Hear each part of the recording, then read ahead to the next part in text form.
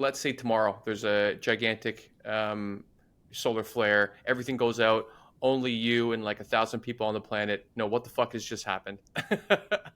What is the timeline to get the world back on, well, I guess figuratively and literally back online?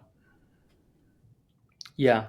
So for the so one of the things that the field is and NASA and NOAA are heavily invested in, and other space agencies around the world are invested in, is the prediction capability. Because again, as I mentioned, right now, sometimes these active regions generate solar flares, sometimes they Right. don't. So you can't go to communication satellites and say, turn off your communication satellites because a solar flare is going to come out and nothing Right. happens. You become, you know, the boy who cried Right. wolf. Because what we're trying to do is to make our prediction capability very accurate, such that when NASA or NOAA warns you that, hey, your satellites are at risk, or your electric grid is at risk, that you listen. Right. Sadly, it was 2 3 years ago when the Starlink satellites from Yeah. SpaceX were launched. There was not even a strong storm, but there was a medium scale geomagnetic storm that was happening. SpaceX, if as much as I understand, was informed about this storm. They ignored it, and they Classic.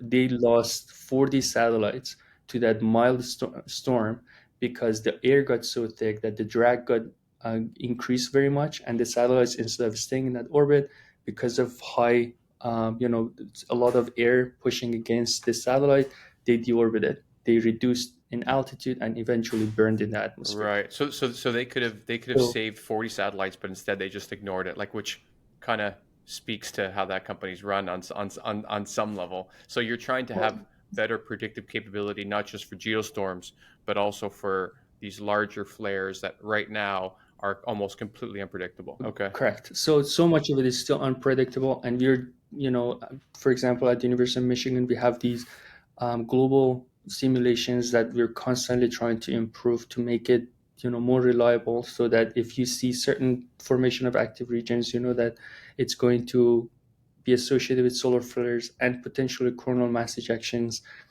and therefore predict one if that.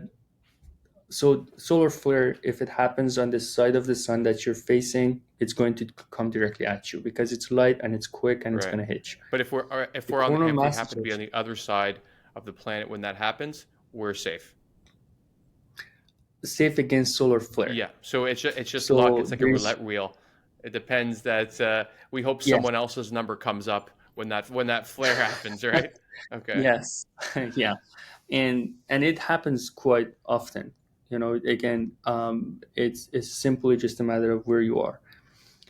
But the coronal mass ejection, on the other hand, those don't propagate directly at you. They go along these little ballerina shaped field lines, because you know those materials propagate just like if you have a hose in your hand and you turn, the water doesn't go straight out. It starts to look like a bit of a, bit of a little spiral. spiral. Okay, Yeah. So when the sun sneezes, the material is going to go like this. So it could be that if you just didn't see that flare on the surface of the sun, that the actual material may still get to you, right.